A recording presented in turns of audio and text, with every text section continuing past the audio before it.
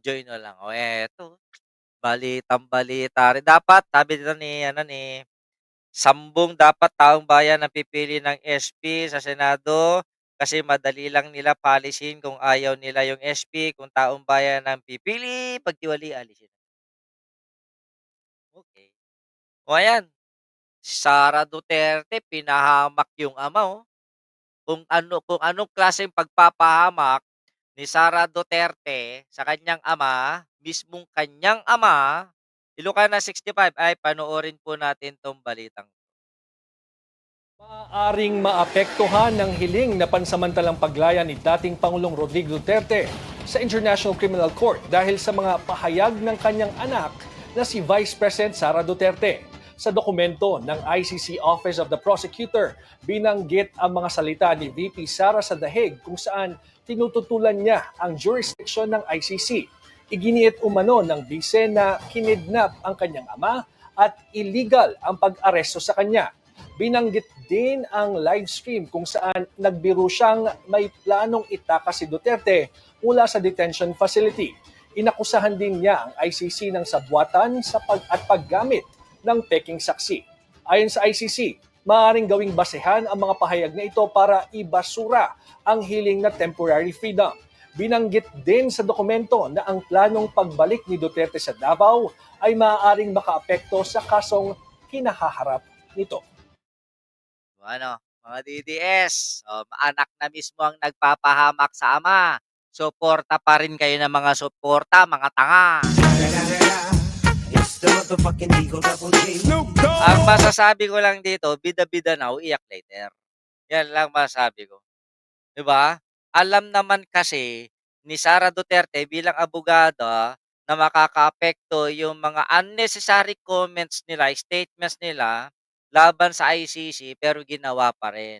Ibig sabihin, hindi kaya sinasadya ni Sara Duterte na ipahamak ang kanyang ama para tuluyan na hindi makalabas para makaawa sa mga Pilipinong mga tanga.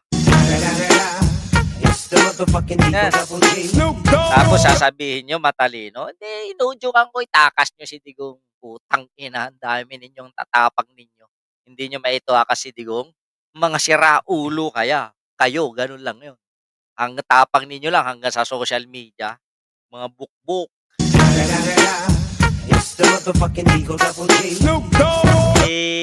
Talagang, pinapahamak na ni Sara Duterte ang kanyang ama para magamit niya sa 2028.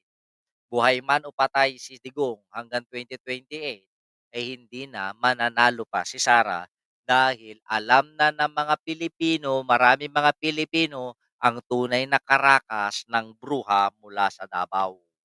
Lang. Sabi dito ni Ma'am Conely Bonloable ng Facebook, buti nga siya talaga magpapahamak yung tatay niya. Watch the heck. Sabi dito. Buti mabulok na sa kulungan yun. Teresita Urbano, hello, hello. Covering rhyme of truth, hello. Oh, hello, hello po sa inyo. O dito, hindi pa man din, hindi pa man din namamatay si Digong. Iniiyakan na ni Sarah. Anong nangyari? Bakit siya nakahiga? Tuluyan na bang namalaya? Pagit na umiyak ng mga Duterte. Sabi dito ni May Hayashi, abogada kasi mas marunong pa sa ICC International Court. Nagmamarunong ni wala kang ni isang kaso na hinawakan niya si Sara tapos nagmamagaling.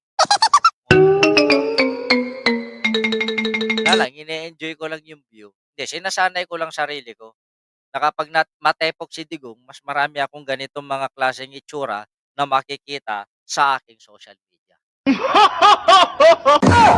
Di ba? Pangit ang mga ang taba ng utak ng gumawa nito sa totoo lang. Hindi ko gawa yan, hindi ako marunong ng ganyan. Oh. Gumawa lang ng thumbnail ang alam ko. Palpak pa kung minsan. At least gawa ko. Maisig kasi, ayan, nabading. Sabi ito ni Hovering. Tawa ng tawa. Hello, Hovering Rhyme of Truth. Ano yan? Hovering yan. Pinagtagpi-tagping kwento ng katotohanan. O, ayan.